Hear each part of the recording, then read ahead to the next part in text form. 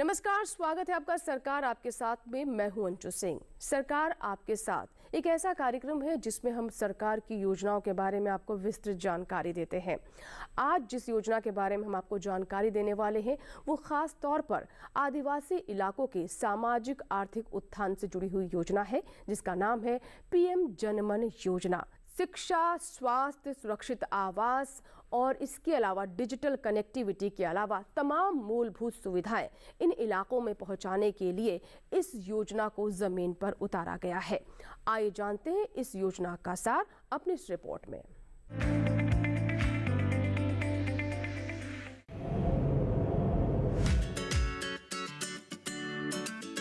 भारत में अनुसूचित जनजातियों की बड़ी आबादी है। 2011 की जनगणना के अनुसार यहाँ 700 से भी अधिक अनुसूचित जनजातीय समुदाय हैं, जिनकी कुल संख्या 10 करोड़ 45 लाख थी। ये कई देशों की कुल जनसंख्या से कहीं अधिक है। अनुसूचित जनजातियां देश के 18 राज्यों और केंद्र शासित अंडमान निकोबार द्वीप समूह में निवास करती हैं। 700 में से 75 समूहों को कमजोर माना गया है और संक्षेप में इन्हें पीवीटीजी कहा गया है। ये समूह सामाजिक, आर्थिक और शैक्षिक रूप से असुरक्षा का सामना कर रहे हैं। पीएम जनमन इन्हीं के उत्थान के लिए शुरू किया गया है। पीएम जनमन का पूरा नाम प्रधानमंत्री जनजाति आदिवासी न्याय महाअभियान है। प्रधानमंत्री ने पिछले साल 15 नवंबर को जनजातीय गौरव दिवस के मौके पर इसकी घोषणा की थी। 29 नवंबर को केंद्रीय मंत्रिमंडल से इसे आसानी से मंजूरी मिल गई। अभियान पर कुल मिलाकर 24,104 करोड़ रुपए खर्च होने हैं। इसमें केंद्र सरकार की हिस्सेदारी 15,336 करोड़ और राज्य सरकार की 8,768 करोड़ है। योजना के अंतर्गत 11 अहम क्षेत्रों पर ध्यान दिया जाना है। इनमें पक्के मकानों का प्रावधान, संपर्क मार्ग, नल से जल आपूर्ति, सामुदायिक जल आपूर्ति, दबा लागत के साथ मोबाइल चिकित्सा इकाइयाँ, छात्रावास का निर्माण, व्यावसायिक शिक्षा और कौशल, आंगनवाड़ी केंद्रों का निर्माण, बहुउद्देशीय केंद्रों का निर्माण और मोबाइल टावरों की स्थापना प्रमुख रूप से शामिल हैं। अनुसूचित जातियों से जुड़े विकास कार्य योजना के तहत अगले 3 साल में मिशन को लागू करने के लिए 1500 करोड़ रुपए की रकम दी जाएगी। पीएम जनमन योजना कुल 9 मंत्रालयों के माध्यम से लागू हो रही है। इनमें जनजातीय मामलों का मंत्रालय भी शामिल है।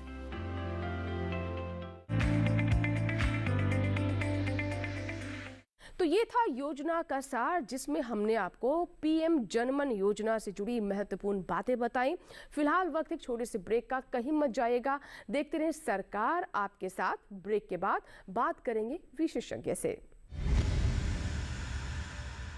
रोज सब्जी का स्वाद बढ़ाए और घर वालों का प्यार पाए। गोल्डी सब्जी मसाले, जहाँ जाए रिश्ते बनाए, गोल्डी मसाले।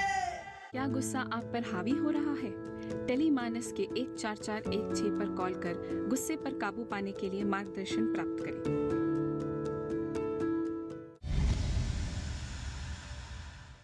ब्रेक के बाद एक बार फिर आपका स्वागत है। आप देख रहे हैं सरकार आपके साथ। आज हम बात कर रहे हैं उस योजना के बारे में जो कि खास तौर पर आदिवासी इलाकों के उत्थान से जुड़ी हुई है, और इस योजना का नाम है पीएम जनमन योजना। आइए बात करते हैं विशेषज्ञ से।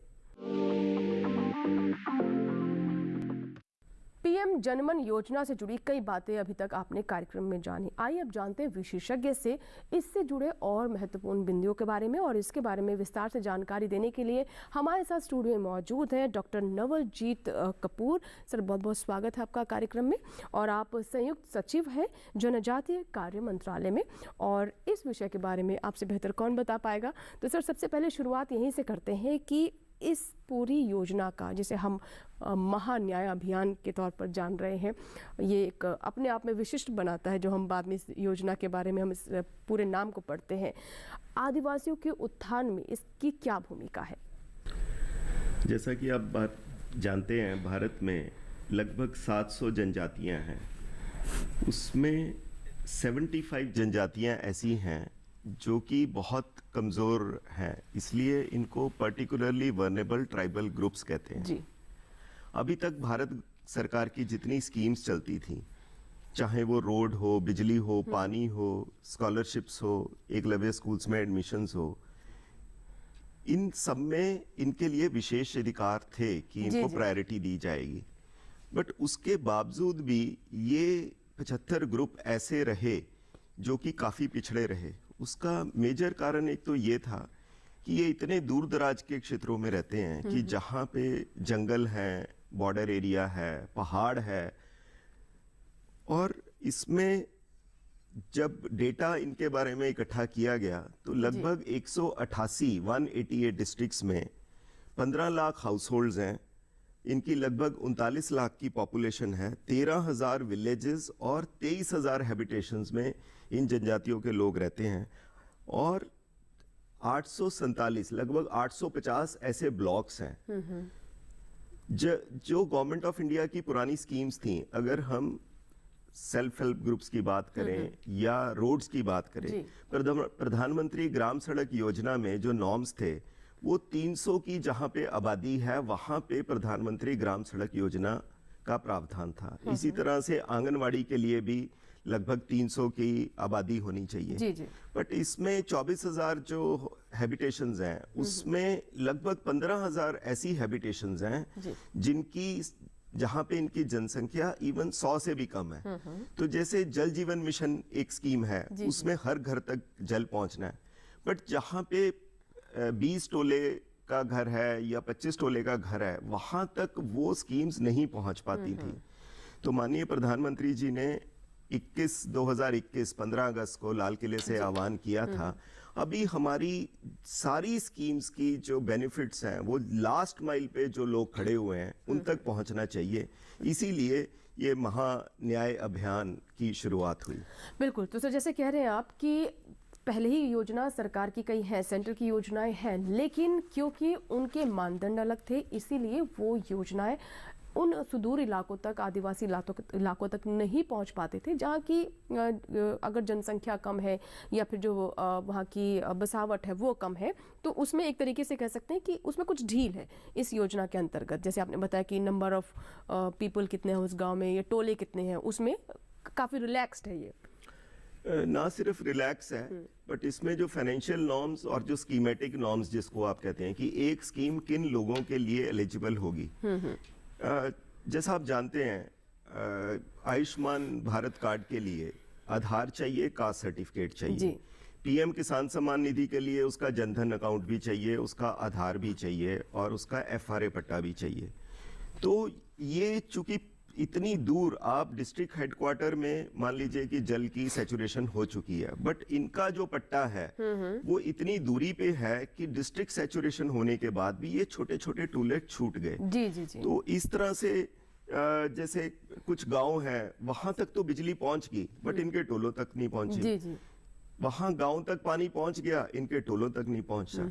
तो इनके टोलों तक पहुंचाने के लिए एक स्पेशल स्कीम की जरूरत थी। जी। जैसे प्रधानमंत्री आवास योजना में जो घर की कीमत है उसके बजाय यहाँ पे जो कीमत रखी गई वो 2,39,000 रुपए, ताकि ये लोकल मटेरियल यूज कर सकें। जी। दूरी के कारण से डिस्टेंस भी है, रोड्स भी प्रॉपर नहीं है, तो खर्चा भी वहां पे ज्यादा होगा बनाने के लिए। जी। इसी तरह से जैसे स्कूल्स की एग्जांपल हम एक लेते हैं, स्कूल्स में मान लीजिए 100 का टोला है, 200 का टोला है, तो 200 की पॉपुलेशन के टोले के लिए स्कूल खोलना, इतनी दूर टीचर जाना भी बड़ा मुश्किल है। तो इसीलिए इस स्कीम में प्रावधान है कि 500 हॉस्टल खोले जाएंगे इन आदिवासियों के बच्चों के लिए, जो कि कस्तूरबा गांधी विद्यालय, नेताजी सुभाष इंस्टीट्यूट जो स्कूल्स हैं उन ऐसे स्कूलों के साथ हॉस्टल खोले जाएंगे। जी जी। इसी तरह से जैसे सब सेंटर है हेल्थ का, उसकी पॉपुलेशन नॉर्म्स जो हैं वो 3,000 हैं। तो इनके तो कोई भी टोला उसमें बहुत कम टोले ऐसे हैं जो कि सब सेंटर के नॉर्म्स में कवर होते हैं। तो इनके लिए 1,000 मोबाइल मेडिकल यूनिट का प्रावधान किया गया है। वो मोबाइल मेडिकल यूनिट महीने में 2 बार इनके टोलों तक जाएगी। जी, यानी स्वास्थ्य, आवास, शिक्षा, हर चीज़ का यहाँ पर ध्यान दिया गया है। और जब इस तरह की कम्युनिटी तक पहुँचने की चुनौती होती है तो चुनौतियों को दूर करना बहुत आवश्यक होता है। तो सर यहाँ पे मैं ये भी समझना चाहूँगी, देखिए कई सामाजिक चुनौतियाँ भी होती हैं। जब आप ट्राइबल एरियाज़ में जाते हैं, वहाँ पर सरकार की मंशा भले कितनी अच्छी हो, लेकिन प्रैक्टिकली जब व्यवहारिक तौर पर आप जाते हैं तो अन्य तरह की भी चुनौतियाँ होती हैं। रोड है, पानी है, ये तो है ही, लेकिन एक सामाजिक जो व्यवस्था है उसमें पेनिट्रेट करना भी कई बार काफ़ी मुश्किल होता है। तो किस किस तरह की चुनौतियों का सामना अभी तक करना पड़ा? जैसे मैंने बताया कि ये जैसे फॉरेस्ट एरियाज में रहते हैं, तो फॉरेस्ट एरिया में 2006 में इनके वन अधिकार नियम, जिसको फॉरेस्ट राइट एक्ट कहते हैं, उसके लिए प्रावधान है कि इनके लिए पट्टा दिए जाएं। कई जगह पे जैसे किसी भी गवर्नमेंट स्कीम के लिए आपको अप्लाई करना है, चाहे आयुष्मान के लिए करना है, किसान सम्मान निधि के लिए करना है, तो वहाँ पे आपको आधार बहुत ज़रूरी है, कास्ट सर्टिफिकेट ज़रूरी है। जब हमने अभी ये 22,000 गांव का सर्वे किया तो पता चला कि ऐसे काफ़ी सारे टोले, काफ़ी सारे परिवार छूट गए हैं जिनके पास आज भी आधार नहीं है। बिल्कुल। जब बेसिक उनके पास आधार नहीं है तो आधार नहीं है तो बैंक अकाउंट नहीं खुलेगा, बैंक अकाउंट नहीं है तो उनको ना तो किसान सम्मान निधि का मिलेगा और सब्सिडी कैसे जाएगी। जी। फिर साइमल्टेनियसली क्या है, डिजिटल कनेक्टिविटी। लगभग हमें जब ये सर्वे कंप्लीट हुआ तो 3800 ऐसे टोले निकले, हैबिटेशंस, विलेजेस, जहां पे मोबाइल कनेक्टिविटी नहीं है जी। तो ये सब उसमें जो चुनौतियां हैं जिसके कारण से इन लोगों तक पहुंचना मुश्किल था। तो ये प्रोग्राम स्पेशली इसके लिए बनाया गया जिसमें 24,000 करोड़ का प्रावधान है, जिसमें सेंट्रल और स्टेट की 11 स्कीम्स को मिला के ये प्रोग्राम बनाया गया है। और इस प्रोग्राम की ब्यूटी, जो सबसे बड़ी ब्यूटी है, वो 9 मंत्रालय मिलके, जैसे रोड का है मिनिस्ट्री ऑफ रूरल डेवलपमेंट, वो 8,000 किलोमीटर रोड इनके लिए बनाएगी और 5 लाख पक्के घर का प्रावधान है। जल जीवन मिशन, जहां तक पाइप का पानी पहुंच सकता है वो जल जीवन मिशन पहुंचाएगा घर घर तक। जहां पे बहुत छोटे टोले हैं, जहां पे 20 से भी कम वाले टोले हैं, वहां पे कम्युनिटी वाटर सप्लाई का वो जनमन के थ्रू किया जाएगा। वो जनमन के थ्रू किया जाएगा। इसी तरह से कुछ ऐसी हैं जहां पे 100 से नीचे टोले हैं, तो वो बच्चे तो आंगनवाड़ी से छूट गए, तो उनके लिए एक मल्टीपर्पज सेंटर बनाए जा रहे हैं। तो 1000 मल्टीपर्पज सेंटर, छोटे छोटे जो टोले होंगे उसमें, उस मल्टीपर्पज सेंटर में एक आंगनवाड़ी का प्रावधान है, एक ANM रहेगी, एक वंधन विकास केंद्र का भी प्रावधान है, ताकि उनको स्किल डेवलपमेंट की ट्रेनिंग, वो फॉरेस्ट से जो प्रोड्यूस इकट्ठा करके लेके आते हैं उसके बारे में भी उनको ट्रेनिंग दी जा सके। तो इसमें हम लोग स्किल डेवलपमेंट मिनिस्ट्रीज की जो निस्बर्ड करके एक ऑर्गेनाइजेशन है और एक इंडियन इंस्टीट्यूट ऑफ एंटरप्रेन्योरशिप है, वो इनकी ट्रेनिंग के लिए उनके साथ भी MOU किया गया। जी। सर, जैसे कि आपने आवास का यहाँ पर जिक्र किया, तो हम जानते हैं कि केंद्र की आवास योजना पहले से ही चल रही है। जब हम आदिवासी इलाकों में आवास योजना की बात करते हैं, तो क्या ये सेंटर और स्टेट के साझा सहयोग से किया जा रहा है? इसकी रूपरेखा क्या और किस तरह के आवास दिए जा रहे हैं? इसमें कुछ सेंट्रल सेक्टर स्कीम्स हैं जहां पे 100% जो फंडिंग है वो सेंट्रल गवर्नमेंट कर रही है। जैसे पहले आंगनवाड़ी में 12 लाख रुपए में एक आंगनवाड़ी बनती है, तो मल्टीपल सोर्सेज से उसमें पैसा जाता था। बट इसको स्ट्रीमलाइन करने के लिए, ताकि वहां पे प्रॉब्लम ना हो, तो पूरा 12 लाख रुपया सेंट्रल गवर्नमेंट दे रही है। इसी तरह से जो मोबाइल जो ये मल्टीपर्पज सेंटर है, जो कि लगभग 60 लाख रुपए का जिसका है, वो भी सेंट्रल गवर्नमेंट की तरफ से इसका पूरा खर्चा किया जा रहा है। बट कुछ स्कीम्स ऐसी हैं जिनको सेंट्रली स्पॉन्सर्ड स्कीम्स कहते हैं, जहां पे सेंट्रल गवर्नमेंट और स्टेट गवर्नमेंट की शेयरिंग रेशो है। जैसे प्रधानमंत्री आवास योजना, प्रधानमंत्री ग्राम सड़क योजना, समग्र शिक्षा अभियान, उनमें हर स्टेट के साथ जो शेयरिंग रेशो रहती है, जैसे कई जगह पे 60-40 है, नॉर्थ ईस्ट में 90-10 है, तो उस शेयरिंग रेशो के हिसाब से स्टेट्स को और सेंट्रल के शेयर को बांटा जाएगा। जी। अब हम बात करते हैं सर संपर्क मार्ग की। हम जानते हैं कि अगर आपको कहीं भी विकास अगर पहुंचाना है तो वो तो मार्ग से होकर ही जाएगा, और सबसे पहले कनेक्टिविटी इज़ वेरी इंपॉर्टेंट, चाहे वो डिजिटल कनेक्टिविटी हो या फिर रोड कनेक्टिविटी। तो इन क्षेत्रों के संपर्क मार्ग की या फिर कनेक्टिविटी की, रोड कनेक्टिविटी की अगर हम बात करें, तो उसमें इस योजना की क्या भूमिका है? जैसा मैंने पहले बताया, जो पुराने नॉर्म्स थे प्रधानमंत्री ग्राम सड़क योजना के, उसमें 300 से कम जहां पे पॉपुलेशन है, वहां पे भारत सरकार की तरफ से रोड नहीं बनाई जाती जी थी। जी जी। और चूंकि ये फॉरेस्ट एरियाज में है और पहाड़ी दुर्गम क्षेत्रों में है, तो वहां पे रोड बनाना भी मुश्किल था और नॉर्म्स भी नहीं थे। तो इसलिए यहाँ पे नॉर्म्स रिलैक्स किए गए कि जहां पे 100 तक की पॉपुलेशन है वहां पे रोड का प्रावधान। तो इसमें 1 किलोमीटर रोड की जो कीमत है वो 1 करोड़ रुपए रखी गई। और वहां पे ये भी प्रावधान है कि अगर इससे भी ज्यादा कहीं बढ़ती है रोड जी। की कीमत, तो केस टू केस बेसिस में उसको किया जाए।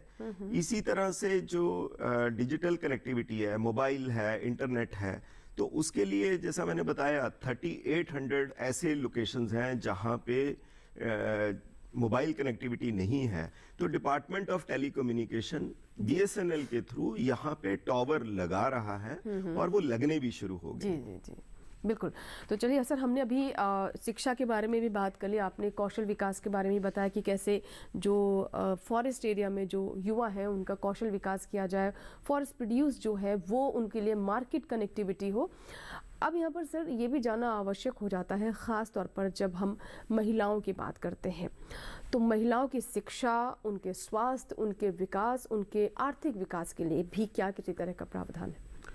भारत सरकार की जितनी स्कीम्स हैं उसमें महिलाओं को हमेशा से प्रायोरिटी दी जाती है। जी। जैसे मैं एग्जांपल लूंगा एकलव्य स्कूल की। एकलव्य स्कूल्स में अगर 480 बच्चे हैं तो 240 महिलाएं हैं और 240 बॉयज हैं। जी। इसी तरह से हमारी जो स्कॉलरशिप स्कीम्स हैं, फेलोशिप स्कीम्स हैं पीएचडी के लिए, अगर हम पूरा दिखाएं तो लगभग 30 लाख के करीब जो स्कॉलरशिप्स बच्चे लेते हैं उसमें 50% के करीब गर्ल्स हैं। फेलोशिप में तो जो गर्ल्स की संख्या है वो बॉयज से भी ज्यादा है। इसी तरह से ओवरसीज स्कॉलरशिप जो फॉरेन में जाते हैं तो उसमें भी महिलाओं की संख्या पुरुषों से ज्यादा है। इस स्कीम की जहां तक बात है, जैसे WCD की जो आंगनवाड़ीज हैं वो महिलाओं और बच्चों के लिए है। फिर प्रधानमंत्री मातृ वंदना योजना, ऐसा नहीं है कि ये स्कीम्स के अंडर सिर्फ जो 11 इंटरवेंशंस है वही कवर होंगी।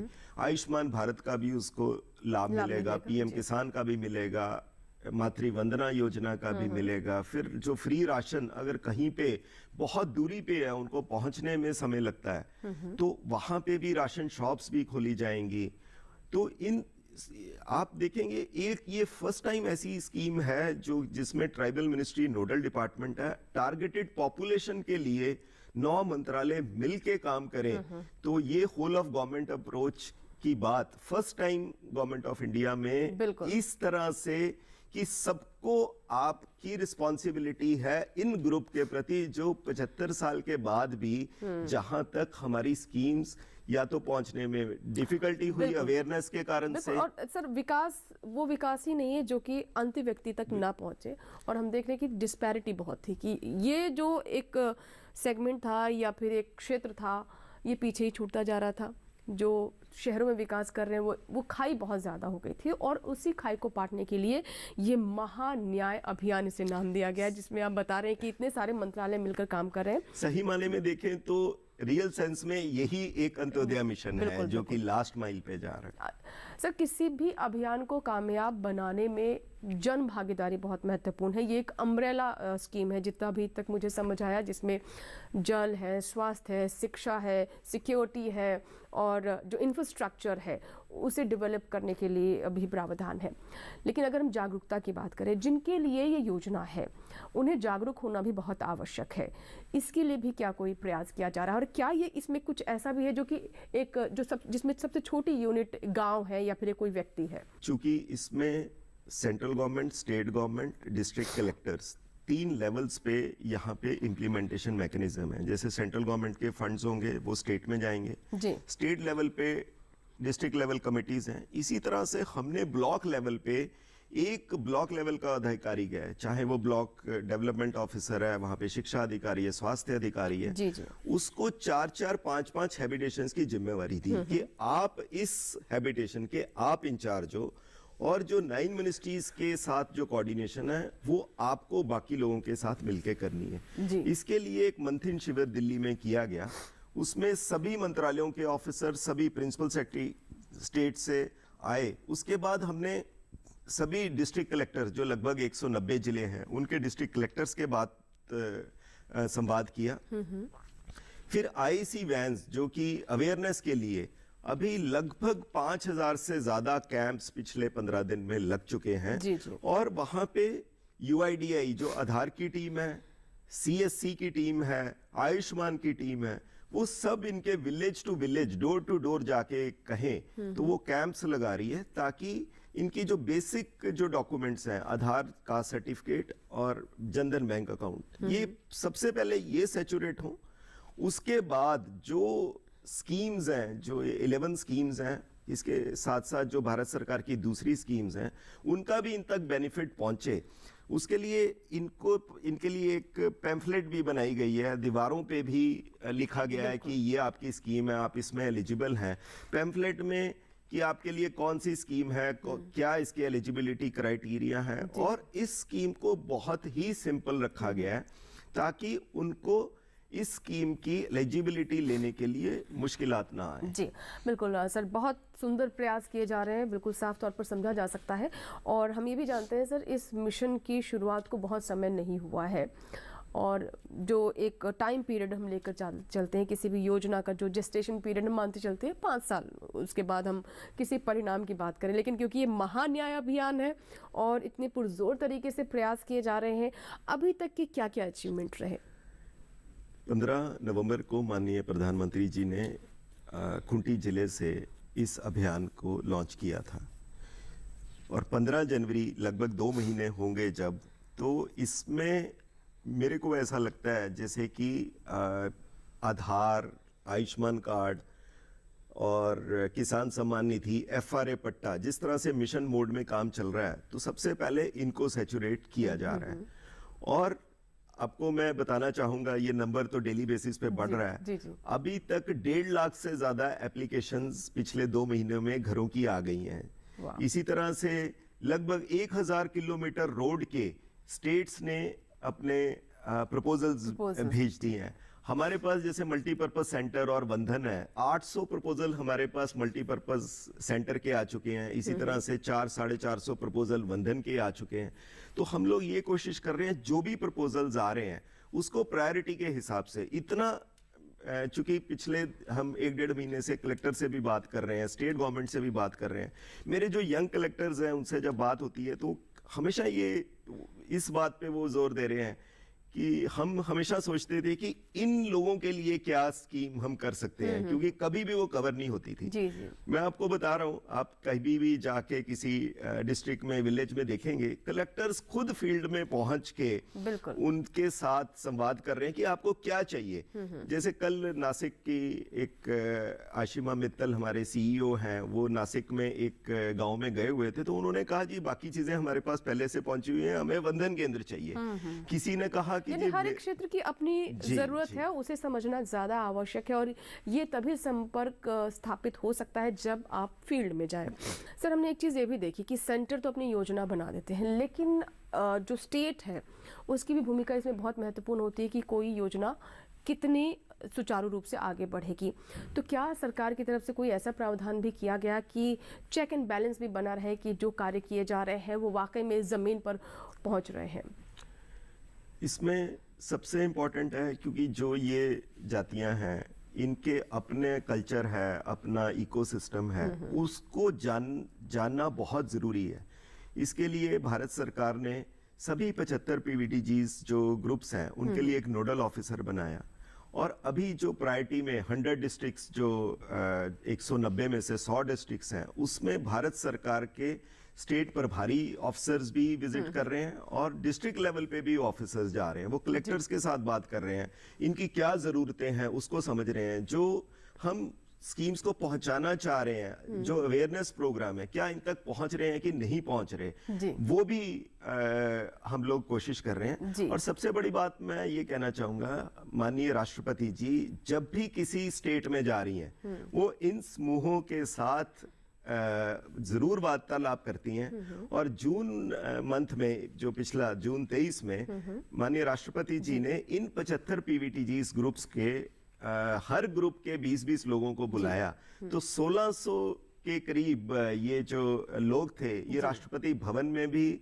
उनके मेहमान थे जी। और फर्स्ट टाइम उन्होंने पार्लियामेंट के सेंट्रल हॉल में उसमें अटेंड किया, जहां पे हमारे स्पीकर भी थे, माननीय मंत्री जी भी थे, और इनकी बात सुनी गई कि आपकी क्या रिक्वायरमेंट है। तो जब इनसे हम बात करते हैं तो ऐसा नहीं है, इनको ये भी कहते हैं हमें पानी चाहिए, हमें नहीं पहुंचा, हमारे बच्चों को शिक्षा चाहिए। बंधन केंद्र के थ्रू जो हम प्रोड्यूस ले रहे हैं उसको कैसे आगे बढ़ा सकते हैं। तो इनकी ये जो जरूरतें हैं, जरूरतों को समझ के ही ये अभियान की शुरुआत की गई। जी, यानी संवाद ऊपर से नीचे और नीचे से ऊपर दोनों तरफ होना आवश्यक है, ताकि जो योजना बनी है उसे और बेहतर किया जा सके। जिनके लिए योजना बनी है उनकी तरफ से भी सलाह मशवरा किया जा रहा है और सुधार भी किया जा रहा है। जिन्हें जो चाहिए वो सुविधा उन्हें पहुंचाई जा रही है।